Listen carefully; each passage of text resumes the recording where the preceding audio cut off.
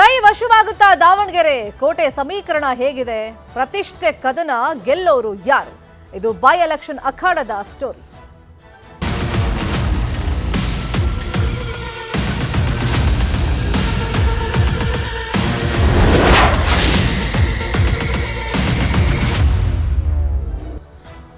ಕೊನೆ ಹಂತಕ್ಕೆ ಬರ್ತಾ ಇದೆ ಬೈ ಎಲೆಕ್ಷನ್ ಸಮರ.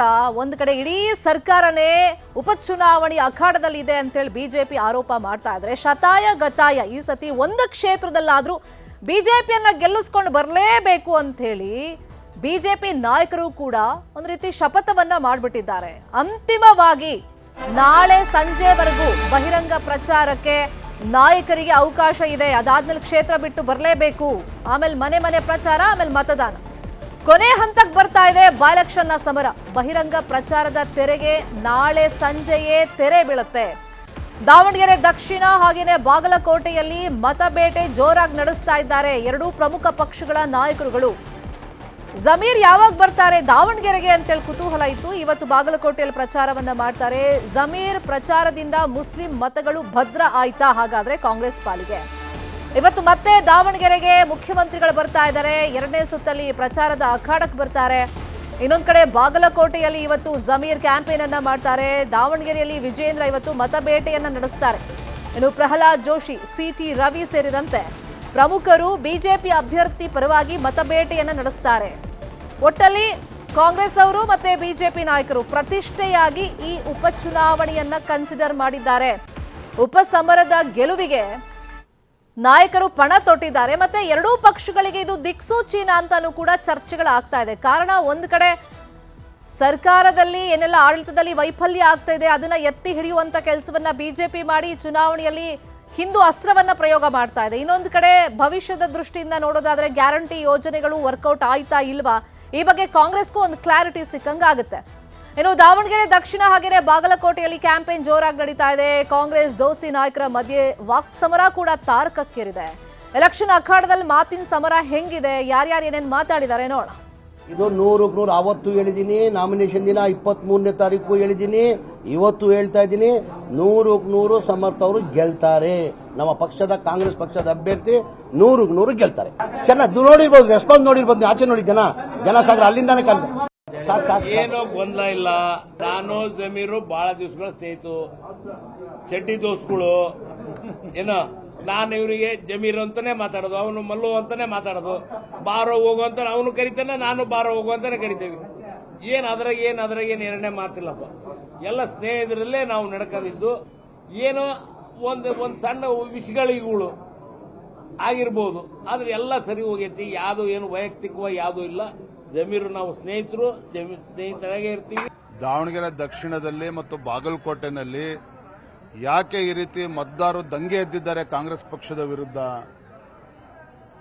ಸಾಮಾನ್ಯವಾಗಿ ಆಡಳಿತ ಪಕ್ಷದ ಪರವಾಗಿ ಮತದಾರ ಒಲವಿರ್ತದೆ. ನಾನು ನೋಡಿದಾಗ ಈ ರೀತಿ ಆಡಳಿತ ಪಕ್ಷದ ವಿರೋಧಿ ಅಲೆ ಏನಿವತ್ತು ದಾವಣಗೆರೆನಲ್ಲೂ ಎದ್ದಿದೆ, ಬಾಗಲಕೋಟೆಯಲ್ಲೂ ಎದ್ದಿದೆ. ಸ್ವತಃ ಮುಖ್ಯಮಂತ್ರಿಗಳು ವಿಧಾನಸೌಧವನ್ನು ಮರೆತು, 3ನೇ ಮಹಡಿಯನ್ನು ಕೂಡ ಮರೆತು, ಮುಖ್ಯಮಂತ್ರಿಗಳ ಆದಿಯಾಗಿ ಸಚಿವ ಸಂಪುಟದ ಸದಸ್ಯರು ಇವತ್ತು ಟ್ರಕ್ಗಳಲ್ಲಿ ಬಂದು ಕೂತಿದ್ದಾರೆ ಅಂತ ಹೇಳಿದ್ರೆ ಎಷ್ಟು ಹತಾಶರಾಗಿದ್ದಾರೆ ಅನ್ನೋದು ನಿಮಗೆ ಗೊತ್ತಾಗ್ತದೆ. ಈ ಸರ್ಕಾರಕ್ಕೆ ಗೌರವ ಇಲ್ಲ, ಜನಗಳ ಬಗ್ಗೆ ಭಯ ಭಕ್ತಿ ಇಲ್ಲ. ಇವತ್ತು ಎಲ್ಲಾ ಒಂದು ಇಲಾಖೆಗಳು ಲೂಟಿ ಮಾಡತಕ್ಕಂಥದ್ರಲ್ಲಿ ದೊಡ್ಡ ಮಟ್ಟದಲ್ಲಿ ಬಹುಶಃ ಈ ರಾಜ್ಯದಲ್ಲಿ ಇಂಥ ಒಂದು ಆಡಳಿತ ಯಾರೂ ನೋಡಿರಲಿಲ್ಲ. ಎಲ್ರಿಗೂ ಗೊತ್ತಿದೆ, ಎಲ್ರಿಗೂ ಗೊತ್ತಿರತಕ್ಕಂಥ ವಿಚಾರ ಈ ಸರ್ಕಾರ ಹೇಗೆ ನಡೀತಿದೆ ಅಂತ ಹೇಳಿ. ಈ ಬಗ್ಗೆ ಚರ್ಚೆಯನ್ನು ಆರಂಭ ಮಾಡ್ತಾ ಇದ್ದೀವಿ. ನಮ್ಮ ಜೊತೆ ಜಾಯಿನ್ ಆಗಿದ್ದಾರೆ ಕಾಂಗ್ರೆಸ್ ವಕ್ತಾರರಾಗಿರುವಂತಹ ಅನಿಲ್ ವೆಲ್ಕಮ್. ಹಾಗೆಯೇ ಬಿಜೆಪಿ ವಕ್ತಾರರಾಗಿರುವಂತಹ ಸಿದ್ದನಗೌಡ ಅವರು ಕೂಡ ಜಾಯಿನ್ ಆಗಿದ್ದಾರೆ. ಸಿದ್ದನಗೌಡ್ರೆ ವೆಲ್ಕಮ್. ಅನಿಲ್, ನಿಮ್ಮಿಂದನೇ ಶುರು ಮಾಡ್ತೀನಿ. ಜಮೀರ್ ಅವರು ಬರ್ತಾರೆ ಪ್ರಚಾರದಲ್ಲಿ, ಅದರಲ್ಲೂ ದಾವಣಗೆರೆ ದಕ್ಷಿಣದಲ್ಲಿ ಅಂತೇಳಿ ನಿರೀಕ್ಷೆಗಳಿತ್ತು, ಅದರಂತೆ ಬಂದರೂ ಕೂಡ. ಬಟ್ ಕೇವಲ ಪ್ರೆಸ್ ಮೀಟಿಂಗ್ ಮಾತ್ರ ಸೀಮಿತವಾಯ್ತಾ? ಪ್ರಚಾರದಲ್ಲಿ ಅವ್ರು ಬರಲಿಲ್ಲ ಅನ್ನೋ ಆರೋಪಗಳ ಮಧ್ಯದಲ್ಲಿ ಇದು ಅಲ್ಪಸಂಖ್ಯಾತ ಮತಗಳನ್ನ ಸೆಳೆಯುವಂತ ನಿಟ್ಟಲ್ಲಿ ಕಾಂಗ್ರೆಸ್ ಪ್ಲಸ್ ಆಗಿದೆ ಅನ್ಸುತ್ತಾ ಜಮೀರ್ ಅವರ ಆಗಮನ? ನೋಡಿ, undoubtedly Zameer is a state leader, ಅದ್ರಲ್ಲಿ ಏನ್ ಎರಡು ಮಾತಿಲ್ಲ. ಒಬ್ಬ ಮೈನಾರಿಟಿಯ ದೊಡ್ಡ ಲೀಡರ್ ಅವರು. ಆಮೇಲೆ ಕೊಡಗೈ ದಾನಿ, ಆಮೇಲೆ ಯಾವ್ದೇ ಒಂದು ಜನ ಆಗಿರ್ಬೋದು, ಜಾತಿ ಆಗಿರ್ಬೋದು, ಮತ ಆಗಿರ್ಬೋದು, ಅದನ್ನೆಲ್ಲಾ ಮೀರಿ ಬೆಳೆದಂತ ನಾಯಕ. ಸೊ ಹಂಗಾಗಿ ಜನರು ಅವ್ರ ಮೇಲೆ ತುಂಬಾ ಆಸಕ್ತಿ ಇಟ್ಕೊಂಡಿದ್ರು, ಅವ್ರು ಬರ್ಬೇಕು ದಾವಣಗೆರೆಗೆ ಅಂತ ಹೇಳಿ. ಬಂದಿದ್ದಾರೆ. ಆಮೇಲೆ ಎಲ್ಲಾ ಮೈನಾರಿಟೀಸ್ಗಳದ್ದು ಒಂದೇನು ಅಂತಂದ್ರೆ ಮಲ್ಲಿಕಾರ್ಜುನ್ ಅವ್ರ ಜೊತೆಗೆ ಒಂದು ಊಟನೋ ಒಂದು ಜಸ್ಟ್ ಒಂದು ಮಾತುಕತೆನೋ ಆದ್ರೆ ನಮ್ಗೇನು ಅಂತಂದ್ರೆ ಎಲ್ಲರಿಗೂ ಒಂದು ಕ್ಲಾರಿಟಿ ಸಿಗುತ್ತೆ ಅನ್ನೋ ಒಂದು ವಿಶ್ವಾಸ ಇತ್ತು ಜನರಲ್ಲಿ. ಅದ್ರಂಗೆ ನಿನ್ನೆ ಆಗಿದೆ. ಹಂಗಾಗ್ಬಿಟ್ಟು ಎಲ್ಲೋ ಒಂದ್ ಕಡೆಯಿಂದ ಈ ಊಹಾಪೋಹಗಳಿಗೆ ಒಂದು ಉತ್ತರ ಸಿಕ್ಕಿದೆ ಅಂತೇಳಿ ನಾನು ಹೇಳೋದಕ್ಕೆ ಇಚ್ಛೆ ಪಡ್ತೀನಿ ಮೇಡಮ್. ಅಲ್ಲ, ಏನ್ ರೀಸನ್ ಅಂದ್ರೆ ಈಗ ಕಳೆದ ಬಾರಿನೂ ಚುನಾವಣೆ ಸಂದರ್ಭದಲ್ಲಿ ನಾವು 20ಕ್ಕೂ ಅಧಿಕ ಮುಸ್ಲಿಂ ಕ್ಯಾಂಡಿಡೇಟ್ಸ್ಗಳೇ ನಾಮಪತ್ರ ಹಾಕಿದ್ದನ್ನ ನೋಡಿದ್ವಿ. ಕಡೆಗಳಿಗೆ ತನಕನೂ ಕೆಲವ್ರದ್ದು ಮನವೊಲಿಕೆ ಆಯಿತು, ಇನ್ನು ಕೆಲವರು ಕಣದಲ್ಲಿ ಮುಂದುವರೆದ್ರು ಕೂಡ 4,000 5,000 ಓಟ್ಗಳನ್ನ ತಗೊಂಡ್ರು, ಹೆಚ್ಚೇನು ಎಫೆಕ್ಟ್ ಆಗಲಿಲ್ಲ. ಬಟ್ ಈ ಸತಿ ಎಫೆಕ್ಟ್ ಆಗಬಹುದು ಅನ್ನೋ ಲೆಕ್ಕಾಚಾರದ ಮಧ್ಯದಲ್ಲಿ ಜಮೀರ್ ಅವ್ರು ಬಂದರೂ ಕೂಡ ಅಸಮಾಧಾನ ಅನ್ನೋದು ಕಂಪ್ಲೀಟ್ ಆಗಿ ಶಮನ ಆಗಿಲ್ಲ ಅನ್ನೋ ಆರೋಪಗಳು ಈಗಲೂ ಇದೆ. ಅವ್ರು ನಮ್ದು 224 ಕಾನ್ಸ್ಟಿಟ್ಯೂನ್ಸಿಗೆ ಹತ್ರ 5,000 6,000 ಅಪ್ಲಿಕೇಶನ್ ಬರುತ್ತೆ. ಪ್ರತಿಯೊಬ್ಬ ಕ್ಯಾಂಡಿಡೇಟ್ನು ಅವ್ರದೇ ಆದಂತ ಒಂದು ಲೆಕ್ಕಾಚಾರದ ಮೇಲೆ ಅಪ್ಲಿಕೇಶನ್ ಹಾಕಿರ್ತಾರೆ. It does not mean that like ಏನೋ ಅನಿಲ್ ಏನೋ ಕಾಲ್ ತಗೊಂತಾರೆ, ಇಲ್ಲ ಅಂತಂದ್ರೆ ಸಿದ್ದರಾಮಯ್ಯ ಸಾಹೇಬ್ರು ಏನೋ ಕಾಲ್ ತಗೊಂತಾರೆ, ಇಲ್ಲ ಸುರ್ಜೇವಾಲಾ ಅವ್ರ ಏನೋ ಕಾಲ್ ತಗೊಳ್ತಾರೆ, ಆ ತರದ್ ಇರೋದಿಲ್ಲ. ಒಂದು ನಮ್ದೊಂದು ಹೈಕಮಾಂಡ್ ಪಾರ್ಟಿ ಆಗಿರೋದ್ರಿಂದ ಹೈಕಮಾಂಡ್ ಒಳಗಡೆ ಏನ್ ಡಿಸಿಷನ್ ಆಗುತ್ತೋ, ಯಾರು ಒಂದು ಸೂಕ್ತವಾದ ಅಭ್ಯರ್ಥಿ ಅಂತ ಅನ್ಸ್ಕೊಳ್ತಾರೋ, ಹೈಕಮಾಂಡ್ ಅವರು ನೂರಾರು ಮ್ಯಾಟ್ರಿಕ್ಸ್ ಮೇಲೆ ಪ್ಯಾರಾಮೀಟರ್ಸ್ ಗಳ ಮೇಲೆ ಒಂದು ಅಭ್ಯರ್ಥಿನ ನಿರ್ಧಾರ ಮಾಡುವಂತ ಕೆಲಸ ಆಗ್ತದೆ. ಯಾಕಂದ್ರೆ ಚುನಾವಣೆಯಲ್ಲಿ ಗೆಲ್ಲುವಂತ ಅಭ್ಯರ್ಥಿ ಮುಖ್ಯವಾಗ್ತಾನೆ ಯಾವುದೇ ಪೊಲಿಟಿಕಲ್ ಪಾರ್ಟಿಗಾಗ್ಲಿ. ಇದು ವೈಯಕ್ತಿಕವಾಗಿ ಯಾರು ತಗೊಳ್ಳೋದು ಇಲ್ಲ. ಯಾಕಂದ್ರೆ ಪೈಲ್ವಾನ್ ಅವರು ಮುಂಚೆ ಬಹಳ ಬೇಜಾರಾಗಿದ್ರು. ಅಫ್ಕೋರ್ಸ್ ಅವ್ರದ್ದು ಅಪ್ರಿಹೆನ್ಷನ್ಸ್ ಇರೋದು ಸಹಜ. ಸರಿಸುಮಾರು 80,000 ಓಟು ಮೈನಾರಿಟಿ ಓಟ್ಸ್ ಇರೋದ್ರಿಂದ ಸರಿಸುಮಾರು 15 ಟಿಕೆಟ್ ಅನ್ನ ಕಾಂಗ್ರೆಸ್ ಪಾರ್ಟಿ ಅವರು ಬೇರೆಯವ್ರಿಗೆ ಕೊಟ್ಟಿದ್ರು, ಮೈನಾರಿಟೀಸ್ ಕೊಟ್ಟಿಲ್ಲ ಅನ್ನೋ ಒಂದು ಬೇಜಾರಿತ್ತು. At the same time Congress high command ಏನ್ ನಿರ್ಧಾರ ತಗೊಳುತ್ತೋ ನನ್ನ ಮೈನಾರಿಟಿ ಸ್ನೇಹಿತರು ಸಹ ಅದಕ್ಕೆಲ್ಲ ಸಮ್ಮತರಾಗಿರ್ತಾರೆ ಅಂತ ಹೇಳ್ತಿ. ಈ ಒಂದು ವಿಚಾರದಲ್ಲಿ ಹೈಕಮಾಂಡ್ ಜೊತೆಗೆ ಮೈನಾರಿಟೀಸ್ ಅವರು ಇದ್ದಾರೆ ಅಂತ ಹೇಳ್ತೀನಿ ಮೇಡಮ್. ಫೈನ್. ಸಿದ್ದನಗೌಡ್ರೆ, ಈಗ ಬಿಜೆಪಿ ನಾಯಕರು ಪ್ರತಿಷ್ಠೆಯಾಗಿ ತಗೊಂಡಿದ್ದಾರೆ. ಹಂಗ್ ನೋಡೋಕೋದ್ರೆ ವಿಜೇಂದ್ರ ಅವರಿಗೆ ಒಂದ್ ರೀತಿ ಪ್ರತಿಷ್ಠೆ ಆಗ್ಬಿಟ್ಟಿದೆ. ಇಲ್ಲಿ ಸಿದ್ದರಾಮಯ್ಯ ಅವ್ರಿಗೆ ಹೆಂಗ್ ಪ್ರತಿಷ್ಠೆ, ಕುರ್ಚಿ ಉಳಿಸ್ಕೊಳ್ಳೋ ವಿಷಯವಾಗಿ ಬಿಜೆಪಿ ಪಾಲಿಗೆ ವಿಜೇಂದ್ರ ಅವ್ರಿಗೂ ಕೂಡ ಭವಿಷ್ಯದ ದೃಷ್ಟಿಯಿಂದ ನಾಯಕತ್ವದ ವಿಷಯವಾಗಿ ಒಂದು ಪ್ರತಿಷ್ಠೆನೆ. ಹಂಗಾಗಿ ಸರ್ಕಾರದ ವೈಫಲ್ಯಗಳನ್ನ ಜನರಿಗೆ ತಲುಪಿಸುವಂತ ನಿಟ್ಟಿನಲ್ಲಿ ಬಿಜೆಪಿ ಯಶಸ್ವಿ ಆಗ್ತಿದೆ ಅಂತ ಅನ್ಸುತ್ತಾ ನಿಮ್ಗೆ ಪ್ರಚಾರದ ಸಂದರ್ಭದಲ್ಲಿ? ನಮಸ್ತೆ ಮೇಡಮ್. ಸರ್ವಪ್ರಥಮ ನಾನು ಸತ್ಯನಾರಾಯಣ ಜಾಯ್ನ್ ಆಗಿದ್ದೀನಿ. ಓಕೆ, ಹೇಳಿ ಸರ್. ಸತ್ಯನಾರಾಯಣ ಸರ್, ಹೇಳಿ. ಸಿದ್ದನಗೌಡ್ರಿಲ್ಲ. Okay sir. ನೋಡಿ ಮೇಡಮ್, ಎರಡು ವಿಚಾರನ. ಒಂದು, ನಾವು ಭಾರತೀಯ ಜನತಾ ಪಕ್ಷ ಬಾಗಲಕೋಟೆ ಮತಕ್ಷೇತ್ರದಲ್ಲಿ ಅಭಿವೃದ್ಧಿಯ ವಿಚಾರ ಇಟ್ಕೊಂಡು ಚುನಾವಣೆ ಮಾಡ್ತಾ ಇದೀವಿ. ಆದ್ರೆ ನೈತಿಕತೆ ವಿಚಾರ ಇಟ್ಕೊಂಡು, ಎರಡು ವಿಚಾರ ಇಟ್ಕೊಂಡು ಚುನಾವಣೆ ಮಾಡ್ತಾ ಇದ್ದೀವಿ. ಆದ್ರೆ ಕಾಂಗ್ರೆಸ್ ಪಕ್ಷಕ್ಕೆ ಸನ್ಮಾನ್ಯ ಸಿದ್ದರಾಮಯ್ಯನವರಾಗ್ಲಿ, ಈಗ ದಿವಂಗತ ಮೇಟಿಯವರ ಅಭ್ಯರ್ಥಿ ಅವರ ಸುಪುತ್ರ ವಿಚಾರವಾಗಿ ಆದ್ರೆ ನಾನು ಏನಿಲ್ಲ ಹೇಳ ಬಯಸೋದೇನಂತಂದ್ರೆ, ಕಳೆದ 18ರಿಂದ 23 ಅವಧಿಯೊಳಗೆ 18ರಿಂದ 19 ಅಲಯನ್ಸ್ ಗೌರ್ಮೆಂಟ್ ಇತ್ತು, 19 ಪ್ರವಾಹ, 20, 21 ಕೋವಿಡ್ ಆಯ್ತು. ನಮ್ಗೆ ಸಿಕ್ಕಿದ ಅವಧಿ 22, 21, 22 ಮಾರ್ಚ್, 22, 23 ಮಾರ್ಚ್. 2 ವರ್ಷ ಅವಧಿಯಲ್ಲಿ ನಮ್ಮ ಶಾಸಕರು, ಆವಾಗಿನ ಬಿಜೆಪಿ ಶಾಸಕರಾದಂತ ಸನ್ಮಾನ್ಯ ವೀರಣ್ಣ ಚಿರಂತಿಮಠರು ಸುಮಾರು 4,000 ರಿಂದ 5,000 ಕೋಟಿ ರೂಪಾಯಿ ಹಣ ಬಿಡುಗಡೆ ಮಾಡಿಸಿಕೊಂಡು ಅನುದಾನ ತಂದ್ರು. ಸುಮಾರು 3,500 3,744 ಮನೆಗಳ ವಿತರಣೆ ಮಾಡಿದ್ರು. ಮತ್ತು ಈ ಸಂತ್ರಸ್ತರಿಗೆ 2,500 ಮೇಲ್ಪಟ್ಟು ಹಕ್ಕುಪತ್ರಗಳ ಇದಾಯ್ತು. ಆಮೇಲೆ ನೀರಾವರಿ ಕ್ಷೇತ್ರ ಒಂದು ಸುಮಾರು ಶಿರೂರು ಮತ್ತು ಭಗವತಿ ಏತ ನೀರಾವರಿ ಯೋಜನೆ 50,000 ಎಕರೆ ನೀರಾವರಿ ಯೋಜನೆಗೆ ಅನುದಾನ ಯೋಜನೆ ಬಿಡುಗಡೆ ಅನುಮೋದನೆ ಮಾಡಿಸಿಕೊಟ್ರು. ಈ ಸರ್ಕಾರ ಬಂದ್ಮೇಲೆ ಅದನ್ನ ಬಿಟ್ಟು ಹಾಕ್ತು. ಆಮೇಲೆ ಒಂದು ಬಾಗಲಕೋಟೆ ಟೌನ್ ಡೆವಲಪ್ಮೆಂಟ್ ಅಥಾರಿಟಿ ಜೊತೆಗೆ ಬಾಗಲಕೋಟ್ ಅರ್ಬನ್ ಡೆವಲಪ್ಮೆಂಟ್ ಅಥಾರಿಟಿ ಅನ್ನುವಂತ ಒಂದು ಹೊಸದಾದನ್ನ ಹುಟ್ಟು ಹಾಕಿ ಒಂದು ಅಮೂಲಾಗ್ರ ಬದಲಾವಣೆಗಳನ್ನು ಮಾಡಿದ್ರು. ಬಾಗಲಕೋಟ್ ನಗರಸಭೆಯನ್ನು ಗ್ರೇಡ್ 1 ನಗರಸಭೆ ಅಂತ ಮಾಡಿದ್ರು. ಮಹಾನಗರ ಪಾಲಿಕೆ ಮಾಡಕ್ ಹೊರಟಿದ್ರು. ಆದ್ರೆ ಜಾಗ್ರಫಿಕಲಿ ಓಕೆ ಆಯ್ತು, ಜನಸಂಖ್ಯಾ ಆಧಾರದ ಮೇಲೆ ಬಿಟ್ಟು ಹೋಯ್ತು ಅದು. ಆಮೇಲೆ ಶಿರೂರು ಮಂಡಲ ಪಂಚಾಯತ್, ಪಟ್ಟಣ ಪಂಚಾಯತಿ, ಗ್ರಾಮ ಪಂಚಾಯತಿನಿಂದ ಪಟ್ಟಣ ಪಂಚಾಯತಿ ಏರ್ಸಿದ್ರು. ಶಿಕ್ಷಣ ಕ್ಷೇತ್ರ ಇರ್ಬೋದು, ಪ್ರತಿಯೊಂದು ಒಂದು ಜಲ್ ಜೀವನ ಮಿಷನ್ ಯೋಜನೆ ಇರ್ಬೋದು, ಸುಮಾರು 25,000 ಉಜ್ವಲ ಯೋಜನೆಗಳನ್ನ ಇಲ್ಲಿ ಗ್ಯಾಸ್ ಸಿಲಿಂಡರ್ ಕೊಡಿಸಿರೋದು. ಶೌಚಾಲಯ ವಿಚಾರ ಇರ್ಬೋದು, ರಸ್ತೆಗಳಿರ್ಬೋದು, ಮೂಲಭೂತ ಸೌಲಭ್ಯಗಳ ಎಲ್ಲೂ ಕೊರತೆ ಆಗ್ಲಾರ್ದಂಗ ವಿದ್ಯುತ್ ಇಲಾಖೆ ಇರ್ಬೋದು, ನೀರು ಸರಬರಾಜು ಇರ್ಬೋದು, ಶೈಕ್ಷಣಿಕ ವ್ಯವಸ್ಥೆಯಲ್ಲಿ ಇರ್ಬೋದು, ಪ್ರತಿಯೊಂದು ಕ್ಷೇತ್ರದಲ್ಲಿ ಆಡು ಮುಟ್ಟದ ಸೊಪ್ಪಿಲ್ಲ. ಸನ್ಮಾನ್ಯ ಚಿರಂತಿಮಠರು ಅಭಿವೃದ್ಧಿ ಮಾಡಲಾರದಂತ ಕ್ಷೇತ್ರ ಬಾಗಲಕೋಟೆಯಲ್ಲಿಲ್ಲ. ಅದೇ ಇವತ್ತು ಬಾಗಲಕೋಟೆ ಮತಕ್ಷೇತ್ರದಲ್ಲಿ ಅಜೆಂಡಾ. ಇವಾಗ ಬಂದ್ಬಿಟ್ಟು ಸನ್ಮಾನ್ಯ ಮುಖ್ಯಮಂತ್ರಿ ಅವ್ರ ವಿಚಾರ ನಾನು ಹೇಳ್ತೀನಿ. ಸನ್ಮಾನ್ಯ ಮುಖ್ಯಮಂತ್ರಿಗಳಿಗೆ ರಾಜಕೀಯ ಪುನರ್ಜನ್ಮ ನೀಡಿದ ಜಿಲ್ಲೆ ಬಾಗಲಕೋಟೆ ಜಿಲ್ಲೆ. ಬದಾಮಿಲಿಂದ ಅವರು ಆಯ್ಕೆಯಾಗಿ ಹೋಗಿದ್ರು. ಅದೇ ಆದ್ರೆ 18ರಿಂದ 23 ಅವಧಿಯೊಳಗೆ ಅದೇ ಬಾದಾಮಿ ಜಿಲ್ಲೆಗೆ ಬಾದಾಮಿ ಮತಕ್ಷೇತ್ರಕ್ಕೆ ಮಲಪ್ರಭಾ ಲೆಫ್ಟ್ ಬ್ಯಾಂಕ್ ಕೆನಾಲ್ MLBCಗೆ ನೀರು ಬಿಡ್ರಿ ಅಂತ ಬೊಮ್ಮಾಯಿರಿಗೆ ಒಂದು ಪತ್ರ ಬರೆದ್ರೆ ನೀರ್ ಬಿಟ್ಬಿಟ್ರು ಕೆನಾಲ್ಗೆ. ಆದ್ರೆ 23ರಿಂದ 26ರಾಗ ರೈತರು ಒದ್ದಾಡ್ತಾ ಇದ್ರ ಕೆನಾಲ್ ಬತ್ತೋಗಿದಾವು. ಇವ್ರು ಮರ್ತು ಬಿಟ್ಟಿದಾರ ಅವ್ರ ಪುನರ್ಜನ್ಮ ಅಂತ. ಲಲಿತ್ ಕಲಾ ಅಕಾಡೆಮಿ ಕೊಡ್ತೀನಿ, ಯೂನಿವರ್ಸಿಟಿ ಕೊಡ್ತೀನಿ ಬದಾಮಿಗೆ ಅಂತ ಇವತ್ತಿನವರೆಗೂ ಕೊಡ್ಲಿಲ್ಲ. ಆಮೇಲೆ ಬಾಗಲಕೋಟೆಗೆ ಇನ್ನೊಂದು ಮುಖ್ಯವಾದಂತ ವಿಚಾರ ಹೇಳ್ತಾ ಇದ್ದೀನಿ ಮೇಡಮ್. ಇವ್ರು ಇದೇನೋ ಮೆಡಿಕಲ್ ಕಾಲೇಜ್ ಕೊಟ್ಟಿವಿ ಅಂತ ಹೇಳ್ತಾರ. 2014ರಾಗ ಹೌಸ್ನಾಗ ಸನ್ಮಾನ್ಯ ಮುಖ್ಯಮಂತ್ರಿಗಳು ಅವಾಗ ಹೌಸ್ನಾಗೆ ಬಾಗಲಕೋಟೆ ಮೆಡಿಕಲ್ ಕಾಲೇಜ್ಗೆ ಘೋಷಣೆ ಮಾಡಿದ್ರು. ಆವಾಗಿನಿಂದ ಹಿಡಿದು 26ವರೆಗೂ ಏನು ಮಾಡ್ಲಿಲ್ಲ. ಅವಾಗ 18ರವರೆಗೂ ಇವರೇ ಇದ್ರು, 19ರವರೆಗೂ ಇವರೇ ಇದ್ರು. ನಮ್ಗೆ 2 ವರ್ಷ ಕೋವಿಡ್ ಆಯ್ತು, 2 ವರ್ಷ ಮಾತ್ರ ಅಭಿವೃದ್ಧಿ ಸಿಕ್ತು. 23ರಿಂದ 26ವರೆಗೂ ಮತ್ತೆ ಇವರೇ ಇದ್ರು ಸನ್ಮಾನ್ಯ ಮುಖ್ಯಮಂತ್ರಿ ಸಿದ್ದರಾಮಯ್ಯನವರು. ಇವಾಗ ಮಾರ್ಚ್ 15ಕ್ಕೆ ಅಧಿಸೂಚನೆ ಹೊರಡುವ ಹಿಂದಿನ ದಿವಸ ಮಾರ್ಚ್ 14ಕ್ಕೆ ಬಂದು ಏನು ಈ ಮೆಡಿಕಲ್ ಕಾಲೇಜಿಗೆ ಶಂಕುಸ್ಥಾಪನೆ ಮಾಡ್ತಾರ. 14ಕ್ಕೆ ಮಾಡ್ತಾರ, 26ಕ್ಕೆ ಶಂಕುಸ್ಥಾಪನೆ ಮಾಡ್ತಾರ. ಏನ್ 36ಕ್ಕೆ ಓಪನಿಂಗ್ ಮಾಡ್ತೀರಾ, 48ಕ್ಕೆ ಓಪನಿಂಗ್ ಮಾಡ್ತೀರಾ. ಮತ್ತೆ ಇವ್ರು ಹೇಳ್ತಾರ ನಾವು ಮೇಟಿಯವರ ಆಶೆಯನ್ನ ನೀವು ಈಡೇರಿಸಿದ್ವಿ. ಇರೋವಾಗ 8 ವರ್ಷ ಇದ್ರಲ್ಲ ಮೇಟಿಯವರು, ಅವಾಗ ಯಾಕ್ರಿ ಮಾಡ್ಲಿಲ್ಲ ನೀವು? ಈ ರೀತಿ ಬಾಗಲಕೋಟೆಯನ್ನು ಅಭಿವೃದ್ಧಿ ವಂಚಿತ ಮಾಡಿದ್ರಿ. ಒಂದು ಮೊನ್ನೆ ಬಜೆಟ್ ನಲ್ಲಿ ಮೊನ್ನೆ ಮಂಡಿಸಿದ ಬಜೆಟ್ ನಲ್ಲಿ ಬಾಗಲಕೋಟೆ ಮತಕ್ಷೇತ್ರಕ್ಕ ಒಂದು ESI ಆಸ್ಪತ್ರೆ ಮೇಲ್ದರ್ಜೆ ಕೊಟ್ಟಿದಾರ, ಒಂದು ಮೀನು ಮಾರುಕಟ್ಟೆ ಒಂದು ಮಾಡ್ತೀವಿ ಅಂತ ಹೇಳಿದಾರ. ಇದು ಒಂದು ಜಿಲ್ಲಾ ಹೆಡ್ ಕ್ವಾರ್ಟರ್ ಮೇಡಮ್. ಅರ್ಥ ಆಗುತ್ತೆ. ಈಗ ಅಭಿವೃದ್ಧಿ ಅಂತ ಬಂದಾಗ ಈಗ ಒಂದೊಂದು ವರ್ಗದವರು ಅವ್ರವ್ರದೇ ಬೇಡಿಕೆನ ಇಡ್ತಾ ಇದ್ದಾರೆ. ಈಗ 2 ಕ್ಷೇತ್ರದಲ್ಲಿ ಕಾಮನ್ ಆಗಿ ಹೇಳೋದಾದ್ರೆ ನೀವೊಂದಿಷ್ಟು ಸಮಸ್ಯೆ ಪ್ರಸ್ತಾಪ ಮಾಡಿದ್ರಿ, ಅದರಲ್ಲಿ ಯೂತ್ಸ್ ಕೇಳ್ತಿರೋದು ನಮ್ಗೆ ಉದ್ಯೋಗ ಅವಕಾಶ ಇನ್ನೂ ಬೇಕು 2 ಕ್ಷೇತ್ರಗಳಲ್ಲಿ ಅಂತ ಕೇಳ್ತಾ ಇದ್ದಾರೆ. ಮತ್ತೆ ಅಭಿವೃದ್ಧಿ ಅಫ್ಕೋರ್ಸ್ ಕೇಳ್ತಾರೆ ಸರ್. ಇವಾಗ ಅಜೆಂಡಾ ಅಂತ ಬಂದಾಗ ನೀವಂದ್ರಿ ಸರ್ಕಾರದ ವೈಫಲ್ಯಗಳ ಒಂದು ಲಿಸ್ಟ್ ಅನ್ನೇ ಕೊಟ್ರಿ. ಈಗ ಹಿಂದೂ ಅಸ್ತ್ರ ಇಟ್ಕೊಂಡು ನೀವು ಪ್ರಚಾರ ಮಾಡ್ತಾ ಇದ್ದೀರಾ. ಅಹಿಂದ ಅಸ್ತ್ರ ಬಲಪಡಿಸುವಂತ ನಿಟ್ಟಿನಲ್ಲಿ ಕಾಂಗ್ರೆಸ್ ಕೂಡ ಪ್ರಯತ್ನ ಮಾಡ್ತಾ ಇದೆ. ಹಾಗಾಗಿ ಈ ಸ್ಟ್ರಾಟಜಿ ಯಾವ ತರ ವರ್ಕೌಟ್ ಆಗ್ತಿದೆ ಕ್ಷೇತ್ರದಲ್ಲಿ? ಯಾಕಂತ ಹೇಳ್ತೀನಿ ನೋಡ್ರಿ, ಬಾಗಲಕೋಟೆಯಲ್ಲಿ ಯಾವುದೇ ಮೆರವಣಿಗೆ ಏನು ಈದ್ ಮಿಲಾದ್ ಇರ್ಬೋದು, ಯಾವ್ದೋ ಅವ್ರ ಹಬ್ಬಗಳ ಸಮಯ ಸಮಾರಂಭಗಳಲ್ಲಿ ಪಾಕಿಸ್ತಾನ ಧ್ವಜ ಹರಿಸ್ತಾರ.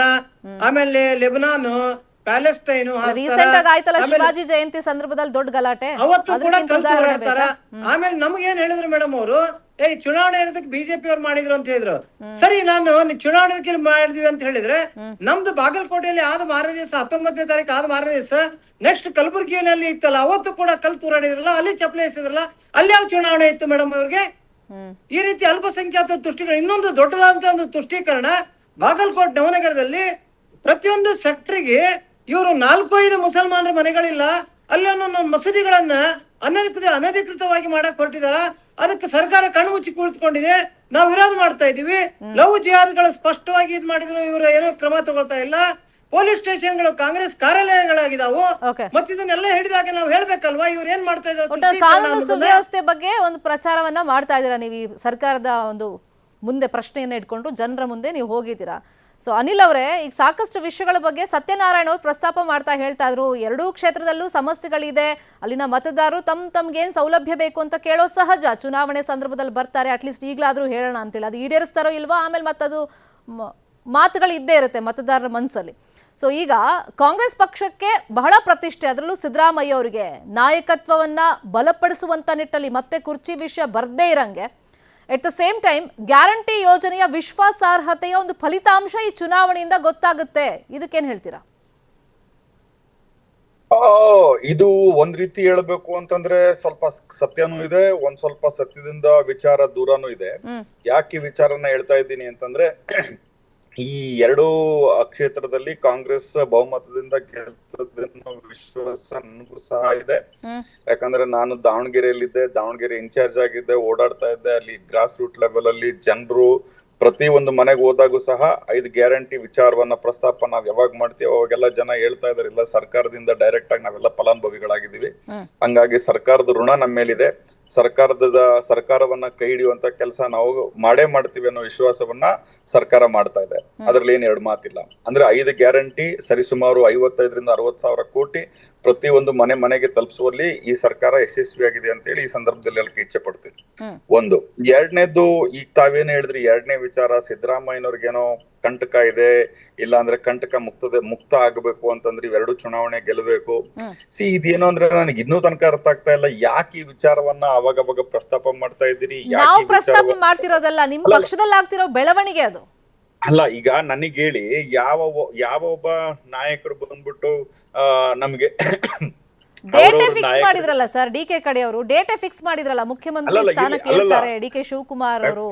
ಮೇಡಮ್ ಅವರೇ, ನಾನು ಹೇಳ್ತಿರೋದು ಇದು ತಪ್ಪು ಅಂತಾನೂ ಹೇಳೋದಿಲ್ಲ, ಅವ್ರು ಮಾಡಿರೋದು ಸರಿ ಅಂತ ತಪ್ಪು ಅಂತ ನಿರ್ಧಾರ ಮಾಡೋದಕ್ಕೆ ಹೈಕಮಾಂಡ್ ಇದೆ.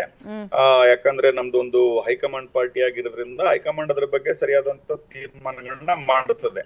ಬಟ್ ಇಲ್ಲಿ ವಿಚಾರ ಇರುವಂತದ್ದು, ಸಿದ್ದರಾಮಯ್ಯ ಸಾಹೇಬರು ಬಿಟ್ಕೊಡೋರು, ಸಿದ್ದರಾಮಯ್ಯನವ್ರ ಚೇರಿಗೆ ಹೋಗಿ ಕುತ್ಕೊಳ್ಳುವಂತವ್ರು ಡಿ.ಕೆ. ಶಿವಕುಮಾರ್ ಸಾಹೇಬ್ರು.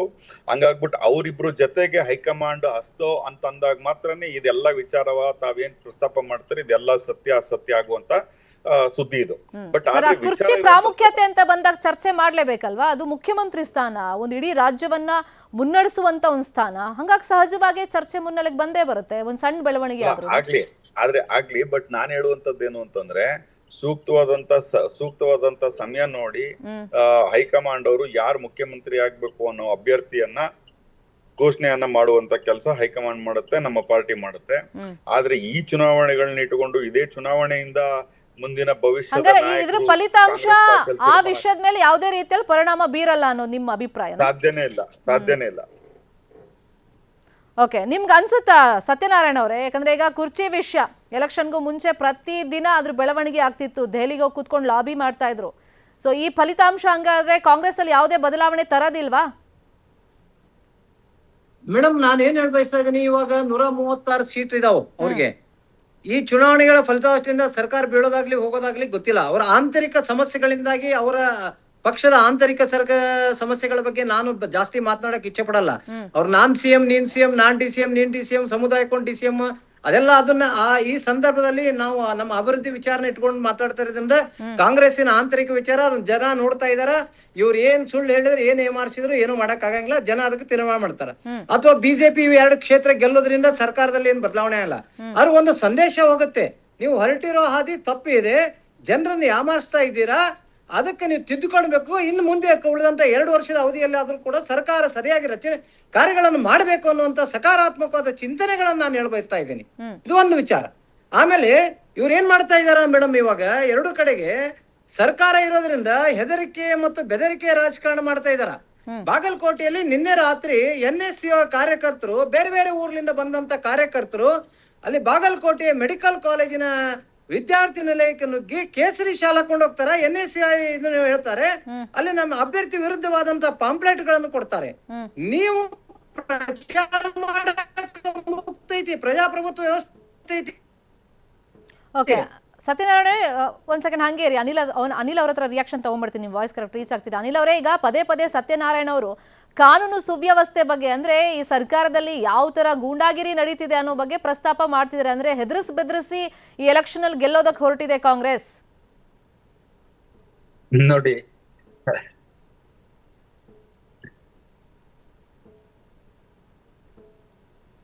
ಹೇಳಿ ಅನಿಲ್ ಅವರೇ. ಇಲ್ಲ, ಸತ್ಯನಾರಾಯಣ ಅವ್ರ ವಾಯ್ಸ್ ಡಿಸ್ಟರ್ಬ್ ಆಗ್ತಾ ಇದೆ. ಇಲ್ಲ, ನೀವು ಕಂಟಿನ್ಯೂ ಮಾಡಿ ಅನಿಲ್. ಈಗ ಸತ್ಯನಾರಾಯಣ ಅವ್ರು ಹೇಳ್ತಾ ಇದ್ರು ಕೇಸರಿ ಶಾಲನ್ನ ಹಾಕೊಂಡ್ ಹೋಗಿದ್ದಾರೆ ಅಂತ ಹೇಳಿ. ಕೇಸರಿ ಶಾಲ್ ಹಾಕೊಂಡ್ ಹೋಗೋದು ತಪ್ಪು ಅಂತ ಹೇಳಿ ನನಗೆಲ್ಲೂ ಅನಿಸ್ತಾ ಇಲ್ಲ. ಕೇಸರಿ ಶಾಲ್ ಒಟ್ಟಿಗೆ ಬಿಜೆಪಿ ಸಿಂಬಲ್ ಹಾಕೊಂಡ್ ಹೋಗಿ NSCO ಕಾರ್ಯಕರ್ತರು ಏನಂತೀರಿ ಪ್ಯಾಂಪ್ಲೆಟ್ ಗಳನ್ನ ಕೊಟ್ಟಿದ್ರೆ ಅದನ್ನ ನಾನು ಸಹ ಒಪ್ಕೊಳ್ತೀನಿ. ಅವರೇ ಹೇಳದಂಗೆ ಕೇಸರಿ ಶಾಲ್ ಹಾಕೊಂಡ್ ಹೋದ್ರೆ, ಕೇಸರಿ ಶಾಲ್ ಯಾರಪ್ಪನ ಮನೆದು? ಕೇಸರಿ ಶಾಲೆ ಏನು ಭಾರತೀಯ ಜನತಾ ಪಾರ್ಟಿಗೆ ಏನ್ ಬರ್ಕೊಟ್ಟಿರುವಂತದ್ದ? ಇಲ್ಲ ಕೇಸರಿ ಶಾಲೆ ಅವ್ರೇನಾರು ತಯಾರು ಮಾಡಿದಾರ? ಈ ಕೇಸರಿ ಶಾಲ್ ವಿಚಾರವನ್ನ ಬಿಟ್ಟು ಅನಿಲ್ ನೀವು ಕಂಟಿನ್ಯೂ ಮಾಡಿ. ಪ್ರಚಾರ ಮಾಡ್ಲಿ, ಅವರ ಅಭ್ಯರ್ಥಿ ಪರವಾಗಿ ಪ್ರಚಾರ ಮಾಡ್ಲಿ ಹೋಗಿ. ಸತ್ಯನಾರಾಯಣ ನಮಗೆ ಸರ್ಕಾರದ ವಿಚಾರವನ್ನ ತಲುಪಿಸೋದಕ್ಕೆ 100 ವಿಚಾರಗಳಿದಾವೆ. ನಾವು ಮಾಡಿರುವಂತ ಅಭಿವೃದ್ಧಿ ವಿಚಾರಗಳು 100 ಇದಾವೆ. ಅಲ್ಲಲ್ಲ, ಕೇಸರಿ ಶಾಲ್ ಹಾಕೊಂಡೋಗಿ ನಿಮ್ಮ ಹೆಗಲ ಮೇಲೆ ಏನಂತಾರಲ್ಲ ಕೈ ಇಟ್ಬಿಟ್ಟು ನಾವು ಪ್ಯಾಂಪ್ಲೆಟ್ ಕೊಡುವಂತ ಕೆಲಸ ಏನ್ ನಾವು ಮಾಡಕ್ ಹೋಗೋದಿಲ್ಲ. ಯಾಕೆ ಇದು ಮಾಡಿದಾರ ಸರ್? ಕಂಪ್ಲೇಂಟ್ ಆಗಿದೆ ನಿನ್ನೆ. ಅಲ್ಲಲ್ಲ ನಾನ್ ಹೇಳ್ತಿರೋದು, ನೀವು ಕೇಸರಿ ಶಾಲ್ ಹಾಕೊಂಡು ಹೋಗಿದ್ಮೇಲೆ ಕಂಪ್ಲೇಂಟ್ ಮಾಡ್ತೀರಿ ಅಂತಂದ್ರೆ ನೀವ್ ಯಾವ ರೀತಿ ಕಂಪ್ಲೇಂಟ್ ಮಾಡ್ತೀರ ನಿಮ್ಗೂ ಗೊತ್ತಿಲ್ಲ. ಆ ಕಂಪ್ಲೇಂಟ್ ಯಾವ ರೀತಿ ತಗೊಳ್ತಾರೆ ಅದನ್ನು ಅರ್ಥ ಆಗ್ತಾ ಇಲ್ಲ. ಒಂದ್ ನಿಮಿಷ ಇರಿ. ಆಮೇಲೆ ಮಾತಾಡಿ. ಈಗ ನನ್ನ ಸಮಯ ನನ್ ತಗೊಳ್ಬೇಡಿ, ನಾನು ಹೇಳ್ತಾ ಇದ್ದೀನಿ ಕೇಳಿ. ಮೇಡಮ್ ಅವ್ರಿಗೆ ನಾನು ಹೇಳುವಂತದ್ದು ಇಷ್ಟೇ, ಸರ್ಕಾರದ ಒಂದು ಏನಂತೀರಿ ಕೆಲಸ ನಾವೇನ್ ಮಾಡಿದೀವಿ ಕಳೆದ 2.5-3 ವರ್ಷಗಳಲ್ಲಿ, ಆ ವಿಚಾರವನ್ನ ಇಟ್ಕೊಂಡು ನಾವು ಮತಯಾಚನೆ ಮಾಡ್ತಾ ಇದೀವಿ ಬಿಟ್ರೆ, ನಮ್ಮ ಹೈಕಮಾಂಡ್ ಸಹ ಸುರ್ಜೇವಾಲಾ ಸಾಹೇಬ್ರು ಸಹ ನಮ್ಗೆಲ್ಲರಿಗೂ ಇನ್ಸ್ಟ್ರಕ್ಷನ್ ಕೊಟ್ಟಿರೋದೇನಂತಂದ್ರೆ, ನಾವು 5 ಗ್ಯಾರಂಟಿಗಳನ್ನ ಕೊಟ್ಟಿದೀವಿ. ಪ್ರತಿಯೊಂದು ಮನೆಗೆ ಹೋಗಿ ಗ್ಯಾರಂಟಿಗಳ ವಿಚಾರವನ್ನ ತಾವು ಪ್ರಸ್ತಾಪ ಮಾಡ್ಬೇಕು, ಜನರಿಗೆ ತಿಳಿಸ್ಬೇಕು ಯಾವ ರೀತಿ ಸರ್ಕಾರ ಜನರ ಪರವಾದಂತ ಕೆಲಸ ಮಾಡಿದೆ. ಸರಿಸುಮಾರು 55,000-60,000 ಕೋಟಿ DBT ಮಾಡಿರೋದು ಯಾವ ತರ ಮಾಡಿದೆ ಸರ್ಕಾರ, ಯಾವುದೇ ಒಬ್ಬ ಮಧ್ಯವರ್ತಿ ಇಲ್ಲದೆ. ಈಗ ಮಾತೆತ್ತಿದ್ರೆ ಭಾರತೀಯ ಜನತಾ ಪಾರ್ಟಿಯ ನಾಯಕರಾದಂತ ವಿಜಯೇಂದ್ರ ಅವರು, ಆರ್ ಅಶೋಕ್ ಅವರು, ಆಮೇಲೆ ಅವ್ರ ಜೊತೆಗೆ ಸೇರ್ಕೊಂಡಿರುವಂತ ಕುಮಾರಸ್ವಾಮಿ ಅವರು ಮಾತೆತ್ತಿದ್ರೆ ಹೇಳ್ತಾರೆ ಲೂಟಿ ಮಾಡಿದೆ ಸರ್ಕಾರ, ಲೂಟಿ ಮಾಡಿದೆ ಸರ್ಕಾರ ಅಂತ. ಆಮೇಲೆ ಒಂದ್ ಅರ್ಧ ಗಂಟೆ ಬಿಟ್ಟಾಗಿದ್ಮೇಲೆ ಈ ಸರ್ಕಾರ ಪೂರಾ ಏನಂತೀರಿ ದುಡ್ಡಿಲ್ಲ ಈ ಸರ್ಕಾರದಲ್ಲಿ, ಕಂಪ್ಲೀಟ್ ಆಗಿ ಅಭಿವೃದ್ಧಿ ಅನ್ನೋದು ಕುಂಠಿತವಾಗಿದೆ ಅಂತ ಒಂದ್ ಕಡೆಯಿಂದ ಹೇಳ್ತಾರೆ. ಅಕಸ್ಮಾತ್ ಕುಂಠಿತ ಆಗಿದೆ ಅಂತಂದ್ರೆ ದುಡ್ಡಿದೆ ಅಂತ, ಅಕಸ್ಮಾತ್ ದುಡ್ಡಿದೆ ಅಂತಂದ್ರೆ ಇಲ್ಲಿ ಲೂಟಿ ಆಗ್ತಾ ಇದೆ ಅಂತ. ಫಸ್ಟ್ ಆಫ್ ಆಲ್ ಅವ್ರ ಸ್ಟೇಟ್ಮೆಂಟ್ಗಳು ಅವ್ರನ್ನೇ ಕಾನ್ಫಿಡೆಂಟ್ ಮಾಡ್ಕೊಂತ ಇದ್ದಾರೆ. ಫಸ್ಟ್ ಆಫ್ ಆಲ್ ಕಾಂಗ್ರೆಸ್ ಸರ್ಕಾರದಲ್ಲಿ ದುಡ್ಡಿದ್ದು ಅಭಿವೃದ್ಧಿ ಮಾಡಿದೆ ಅಂತ ಹೇಳಿ ಒಪ್ಕೊಳ್ಳೋದಕ್ಕೆ ಯಾವುದೇ ಇವರು ಭಾರತೀಯ ಜನತಾ ಪಾರ್ಟಿ ಆಗ್ಲಿರ್ಬೋದು ಇಲ್ಲ JDS ಆಗಿರ್ಬೋದು ರೆಡಿ ಇಲ್ಲ. ಯಾಕಂದ್ರೆ ಅವ್ರು ಒಪ್ಕೊಳ್ಳೋದಿಲ್ಲ ಅದ್ ವಿಚಾರನ. ಯಾಕಂದ್ರೆ ಅವ್ರಿಗೆ ಆಲ್ರೆಡಿ ಈಗ ಫ್ರಸ್ಟ್ರೇಷನ್ ಆಗ್ಬಿಟ್ಟಿದ್ದಾರೆ. ತಾವೇ ನೋಡಿರ್ಬೋದು ಮೊನ್ನೆ ಪ್ರತಾಪ್ ಸಿಂಹ ಅವ್ರು ಯಾವ ರೀತಿ ಭಾಷೆಯನ್ನ ಪ್ರಯೋಗ ಮಾಡ್ತಾ ಇದ್ದಾರೆ. ಫ್ರಸ್ಟ್ರೇಷನ್ ಆದಾಗ ಮಾತ್ರನೇ ಭಾರತೀಯ ಜನತಾ ಪಾರ್ಟಿಗೆ ಹೇಳ್ತೀನಲ್ಲ, ಪ್ಯಾಲೆಸ್ತೇನ್ಗೆ ಹೋಗ್ಬಿಟ್ರು ನನ್ನ ಸ್ನೇಹಿತರು ಸತ್ಯನಾರಾಯಣ ಅವರು. ಪ್ಯಾಲೆಸ್ತೇನು, ಈಜಿಪ್ಟು, ಸಿರಿಯಾ, ಇರಾನ್, ಇಸ್ರೇಲ್ಗೆಲ್ಲ ಹೋಗ್ಬಿಟ್ರು. ಅವ್ರಿಗೆ ಈಗ ಪಾಕಿಸ್ತಾನ, ಬಾಂಗ್ಲಾದೇಶ್ ಬಿಟ್ಬಿಟ್ಟಿದ್ದಾರೆ. ಈಗ ನಾನು ಹೇಳ್ತಿರುವಂತದ್ದು, ಅಭಿವೃದ್ಧಿ ಮಾಡಿ ತಾವೇನಾದ್ರೂ ಕೆಲಸ ಮಾಡಿ ಜನರಿಗೆ ಏನಾದ್ರೂ ಸಹಾಯ ಮಾಡಿ ತಾವೇನಾದ್ರೂ ಈ ತರದೊಂದು ಕೆಲಸ ಮಾಡಿದ್ರೆ, ನೀವಿಷ್ಟೆಲ್ಲ ನಿಮ್ಮ ನರೇಂದ್ರ ಮೋದಿ ಅವರಾಗಿರ್ಬೋದು, ಈ so called top leaders, so called great campaigners, ಇವ್ರು ಯಾರು ಬೇಕಾಗಿಲ್ಲ, ನಿಮ್ಗೆ ಅವಶ್ಯಕತೆ ಇಲ್ಲ, ನಿಮ್ ಕೆಲಸಗಳು ಮಾತಾಡ್ತವೆ. ಬಟ್ ಆದ್ರೆ ಇವತ್ತು ಮಾತೆತ್ತಿದ್ರೆ ಮೈನಾರಿಟೀಸ್ ಬಗ್ಗೆ ಮಾತಾಡೋದು, ಮಾತೆತ್ತಿದ್ರೆ ಈಗ ಇವ್ರು ನಮ್ Satyanarayana has gone above the next level. Israel, Palestine, Russia ಎಲ್ಲೆಲ್ಲ ಹೋಗ್ಬಿಟ್ರು ಅವರು. ಸತ್ಯನಾರಾಯಣ ಅವರೇ, ಈಗ ಬಿಜೆಪಿ ಅವರ ಒಂದು ಪ್ರಚಾರದ ಭರಾಟೆ ಬಗ್ಗೆ ಅನಿಲ್ ಹೇಳ್ತಾ ಇದ್ರು. ಮತ್ತೊಂದ್ ಕಡೆ ಈಗ ನಿಮ್ಮ ಪಕ್ಷದಲ್ಲೇ ವಿಜಯೇಂದ್ರ ಅವ್ರಿಗೆ ನಾಯಕತ್ವದ ಸವಾಲಿನ ಬಗ್ಗೆ ನಾನು ಆಗ್ಲಿಂದ ಪ್ರಸ್ತಾಪ ಮಾಡ್ತಾ ಇದ್ದೆ. ಅಂದ್ರೆ ಸಾಕಷ್ಟು ಜನ ವಿರೋಧಿಗಳು ಬಿಜೆಪಿಯಲ್ಲೇ ಇದ್ದಾರೆ ಅವರಿಗೆ. ಹಂಗಾಗಿ ಅವ್ರಿಗೂ ಒಂದು ತಿರುಗೇಟನ್ನ ಈ ಚುನಾವಣೆ ಫಲಿತಾಂಶದ ಮುಖೇನ ಕೊಡಬೇಕು ಅಂತೇಳಿ ವಿಜಯೇಂದ್ರ ಅವರು ಪ್ರಯತ್ನ ಪಡ್ತಾ ಇದ್ದಾರೆ. ಸೊ ಒಳೇಟಿನ ಆತಂಕ ಬಿಜೆಪಿಗೆ ಎಷ್ಟರ ಮಟ್ಟಿಗಿದೆ? ಮೇಡಮ್, ನಾನು ತಮ್ಮ ಗಮನಕ್ಕೆ ತರಬಯಸ್ತಾ ಇದ್ದೀನಿ. ತಾವು ಏನ್ ಹೇಳಿದ್ರಿ ಅಂತ ಭಾರತೀಯ ಜನತಾ ಪಕ್ಷ ಒಳೆಯಟು ಅಂತದ್ ಏನು ಇಲ್ಲ. ಇವತ್ತು ಭಾರತೀಯ ಜನತಾ ಪಕ್ಷದಲ್ಲಿ ಯಾರದೇ ಭಿನ್ನಾಭಿಪ್ರಾಯಗಳನ್ನು ಹೊರತುಪಡಿಸಿ ಎಲ್ಲರೂ ಭಿನ್ನಾಭಿಪ್ರಾಯಗಳನ್ನು ದೂರಪಡಿಸಿ ಸ್ಪಷ್ಟವಾಗಿ ಎಲ್ಲರೂ ಒಗ್ಗೂಡಿ ಒಕ್ಕಟ್ಟಾಗಿ ಇವತ್ತು ಬಾಗಲಕೋಟೆ ಮತ್ತು ದಾವಣಗೆರೆ ಚುನಾವಣೆಗಳನ್ನ ಮಾಡ್ತಾ ಇದ್ದಾರೆ. ಇದು ಒಂದೇ ಭಾಗ. ಎರಡನೇದ್ದು, ನಾನು ಅವ್ರು ಹೇಳಿದ್ರು ಇವು ಕೇಸರಿ ಶಾಲ್ ಪೇಟೆಂಟ್ ನಾವು ತಗೊಂಡಿಲ್ಲ. ಖಂಡಿತವಾಗಿ ಅದು ಸರಿಯಾದ, ಎಲ್ಲಾರು ಹಾಕೊಂಡರು ಸ್ವಾಗತಾರ. ಆದ್ರೆ ಯಾವ ಕುಂಕುಮ, ಯಾವ ಕೇಸರಿ ಶಾಲ್ ಅಂತ ತೊಗೊಂಡ್ರೆ ಇದೇ ಕಾಂಗ್ರೆಸ್ಸಿಗರು ಸಿಟ್ಟು ಹೇಳ್ತಾರ, ಉರಿದು ಬೀಳ್ತಾರ. ಸನ್ಮಾನ್ಯ ಮುಖ್ಯಮಂತ್ರಿಗಳನ್ನ ಹಲವಾರು ಕಾರ್ಯಕ್ರಮ ನೋಡಿದಿವಿ. ಕುಂಕುಮ ಹಚ್ಕೊಳಕ್ ಬಂದ್ರೆ, ಕೇಸರಿ ಶಾಲ್ ಹಾಕೊಂಡ್ ಬಂದ್ರೆ ಎಸಿತಾರೆ. ಅದು ಒಂದ್ ಭಾಗ. ಅದಕ್ಕೆ ನಾನು ಹೇಳಿದೆ, ನಾನೇನಿದೆ ಪ್ರಜಾಪ್ರಭುತ್ವ ವ್ಯವಸ್ಥೆ ಐತಿ, ಅವ್ರು ಚುನಾವಣೆ ಪ್ರಚಾರ ಮಾಡ್ಲಿ, ಅವ್ರ ಅಭ್ಯರ್ಥಿ ಪ್ರಚಾರ ಮಾಡ್ಲಿ, ಆದ್ರೆ ತಪ್ಪಾಗಿ ನೆಗೆಟಿವ್ ಪ್ರಚಾರಗಳನ್ನು ಮಾಡಬಾರ್ದು. ನಾನು ನೆಗೆಟಿವ್ ಪ್ರಚಾರ ಏನು ಅಂತ ಹೇಳ್ತಾ ಇದ್ದೀನಿ ಅಂತಂದ್ರೆ, ಮೊನ್ನೆ ಸನ್ಮಾನ್ಯ DK ಶಿವಕುಮಾರ್ ಅವರು ಬಾಗಲಕೋಟೆಗೆ ಬಂದಾಗ ಇಲ್ಲೇನು ಹಾಸ್ಟೆಲ್ ನಲ್ಲಿ ಇರ್ತಕ್ಕಂಥ ವಿದ್ಯಾರ್ಥಿಗಳು ನೋಡಿ, ಇದೊಂದು education centre, engineering college, medical college, dental college, ಪ್ರತಿಯೊಂದು ಲಾ ಕಾಲೇಜ್, ಎಲ್ಲಾ ದೊಡ್ಡ ದೊಡ್ಡ ಕಾಲೇಜುಗಳಿಂದ ಇಡೀ ದೇಶ ಎಲ್ಲಾ ಕಡೆಯಿಂದನೂ ಇಲ್ಲಿ ವಿದ್ಯಾರ್ಥಿಗಳಿದ್ದಾರೆ. ಒಂದು ಅಗ್ರಿಮೆಂಟ್ ಐತಿ, MOU is there between the election commission of India, department of education and UGC ಒಳಗೆ ಯಾವ ಇಂಜಿನಿಯರಿಂಗ್ ವಿದ್ಯಾರ್ಥಿ, ಮೆಡಿಕಲ್ ವಿದ್ಯಾರ್ಥಿ, ಈ 5 ವರ್ಷಗಳನ್ನ ಡೆಂಟಲ್ ವಿದ್ಯಾರ್ಥಿಗಳು ಅಲ್ಲಿ ಅವ್ರವ್ರಿಗೆ ಬೇರೆ ಬೇರೆ ಕಡೆ ಅಭ್ಯಾಸ ಮಾಡ್ತಾರ. ಫಾರ್ಮ್ ನಂಬರ್ 6, 7 ಕೊಟ್ಬಿಟ್ಟು ಅಲ್ಲಿ ಅವ್ರಿಗೆ ಮತದಾನ ಮಾಡುವ ಹಕ್ಕು ಇದೆ. ಆದ್ರೆ ಈ ಮತದಾನ ಆಮೇಲೆ ಅವ್ರು ಪ್ರಾಪರ್ ಆಗಿ ರಿಜಿಸ್ಟ್ರೇಷನ್ ಮಾಡ್ಕೊಂಡಿದಾರ. ಸನ್ಮಾನ್ಯ DK ಶಿವಕುಮಾರ್ ಹೇಳ್ತಾರ, ವಿದ್ಯಾರ್ಥಿಗಳು ಬಂದು ನೀವು ಓಟ್ ಹಾಕಿದ್ರೆ ನಿಮ್ಮ ಜೈಲಿಗೆ ಅಡ್ತೀವಿ ನಾವು ಅಂತ ಹೇಳ್ತಾರ. ಇದು ಯಾವ ಹೆದರಿಕೆ ರಾಜಕಾರಣ? ಕಾನೂನಾತ್ಮಕವಾಗಿ ಇದ್ದವರು ಚುನಾವಣೆ ಓಟ್ ಹಾಕಕ್ ಇವ್ರದೇನ್ ತೊಂದ್ರೆ? ಅದನ್ನ ಚುನಾವಣಾ ಆಯೋಗ ನೋಡ್ಕೊಳ್ತೈತಿ. ಕಾನೂನಾತ್ಮಕವಾಗಿ ಇರ್ಲಿಲ್ಲ ಅಂದ್ರೆ ಅದರದೇ ಮುಂದುವರೆದ ಭಾಗವಾಗಿ ನಿನ್ನೆ ಇವರು ಹಾಸ್ಟೆಲ್ ಗಲಾಟೆ ಮಾಡಿದಾರ. ಆಮೇಲೆ ಇವ್ರ ಗ್ಯಾರಂಟಿ ವಿಚಾರ ನಾನು ಹೇಳ್ತಾ ಇದ್ದೀನಿ ಮೇಡಮ್. ಅದಕ್ಕಿಂತ ಪೂರ್ವದಲ್ಲಿ ನಮ್ಮ ಶಾಸಕರು ಒಂದ್ 2-3 ಕೆಲಸ ಹೇಳ್ತೀನಿ ನಾನು, ಬಹಳ ಬೇಡ ಅವ್ ಹೇಳಕ್ ಹೋದ್ರೆ ಪಟ್ಟಿ ದೊಡ್ಡದೈತಿ. ನೋಡ್ರಿ, ಬಾಗಲಕೋಟೆಯಲ್ಲಿ ರಸ್ತೆ, ಚರಂಡಿ, ಕಟ್ಟಡ ಇತ್ಯಾದಿ ಕ್ಯಾಪಿಟಲ್ ಎಕ್ಸ್ಪೆಂಡಿಚರ್ 4,416 ಕೋಟಿ ರೂಪಾಯಿ ಆಗಿದೆ.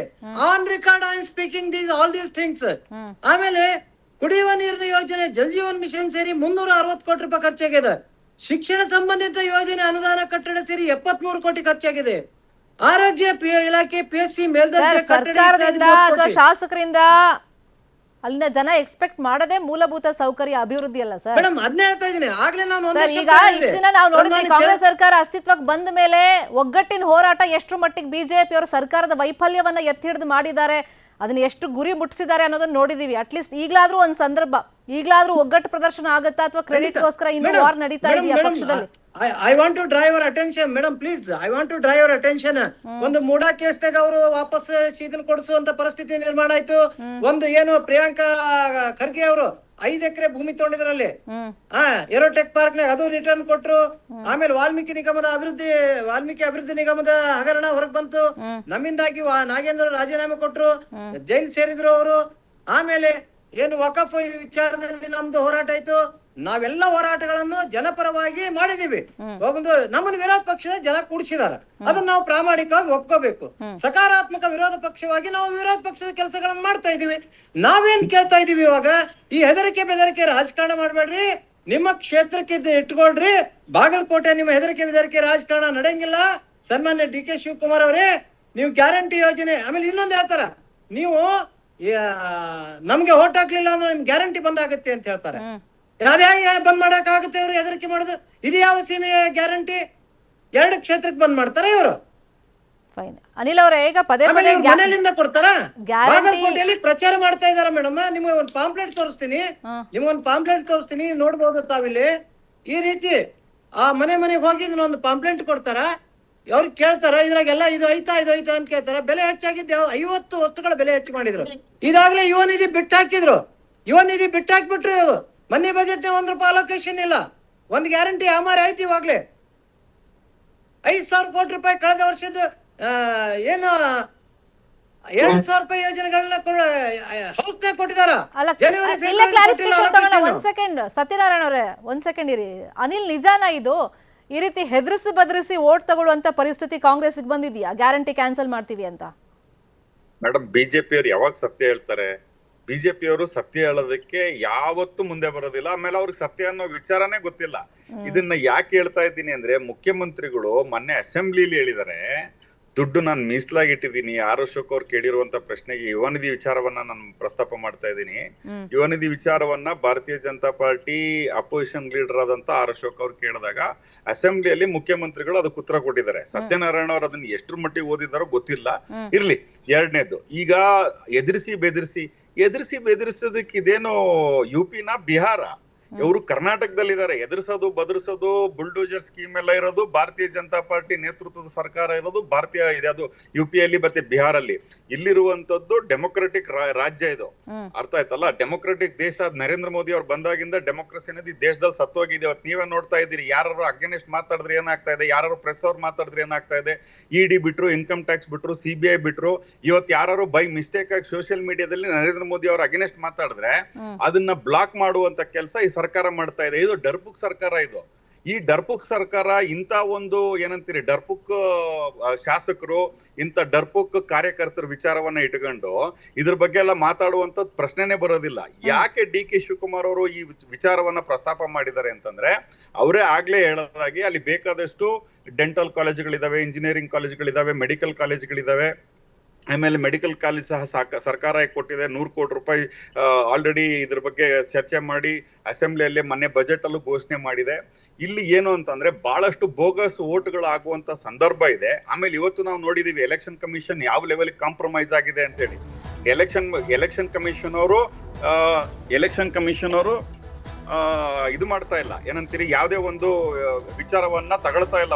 ಲೀಡರ್ ಆಫ್ ಅಪೋಸಿಷನ್ ಅವರು ಹೇಳೋದಾಗಿರ್ಬೋದು, ಇದ್ರ ಯಾವ್ದು ತಗೊಂತಾ ಇಲ್ಲ ಅಂತ ಇಡೀ ದೇಶಕ್ಕೆ ಗೊತ್ತಿದೆ. ಇವತ್ತು ಇಂಥ ಸಂದರ್ಭದಲ್ಲಿ ಇವತ್ತು ನಮ್ಗೆ ಸೋ ಕಾಲ್ಡ್